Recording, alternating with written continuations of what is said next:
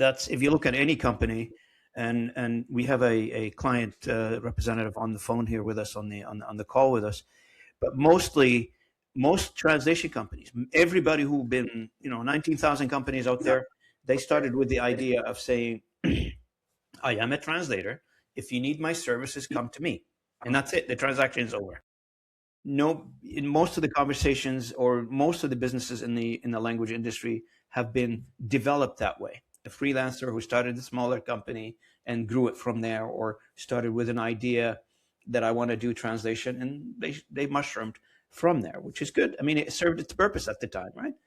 But now what we're thinking about, and there are a few associations out there. They call themselves, the OTIAC one, for instance. The motto is, or the purpose of them, as per the legislation, is for the protection of the consumer. That's, back to your point there, Sultan. You reminded me of that, because that's their, if you read their website, that's what they're there for, is for the protection of their consumer. Now, they don't know. I mean, I do agree with you that the outside, in general, the protection for the consumer or not, but the outside look to the inside, it's much better than, here I am, I built it, and you come in and do business with me, versus an industry that's kind of flip its thinking to think about the consumer, to think about the translator, to think of, the people who are reading your content and people who are buying your content.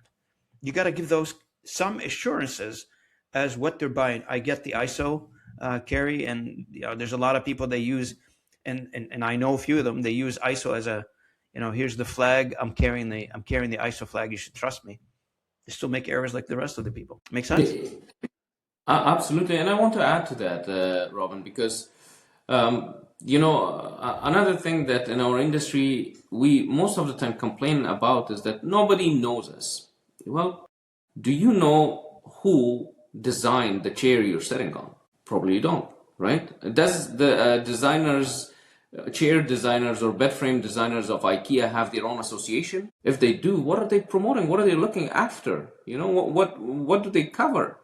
I think in our industry, we need to take that type of a perspective. We shouldn't be just simply creating an association just for the sake of it. Or patting ourselves on the back, is that what you mean? Just say it. Exactly. Right? So what we can do is, I think if we were to go back to the drawing board and create everything from scratch, I would create something around the customer, the consumer of our services. The millions of words that we translate, Carrie, in your case, for example, your organization, I don't know how many words it pumps out every year and how many languages, but the thing that you created in 2020, 2021, all of that text exists somewhere. Does anybody reads it? What was it created for, right? Like, it solved the problem of the day at the time. But I think our focus should be on how to create longevity of content. How should we make sure that something, we protect our buyers too, so that we give them advice that the translation should, be used for as many years as possible. It shouldn't be for one, although it creates volumes for us, which is great for work.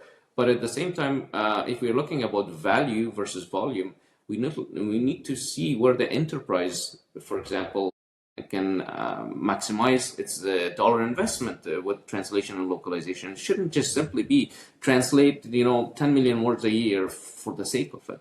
I think that kind of thinking, it reminds me of the TV show The Office, because they do a lot of things without thinking. They're selling paper because they have to sell paper, right? We need to change that. We are in that environment, seriously. I think we're living the office. I think we're living the office. You made me laugh.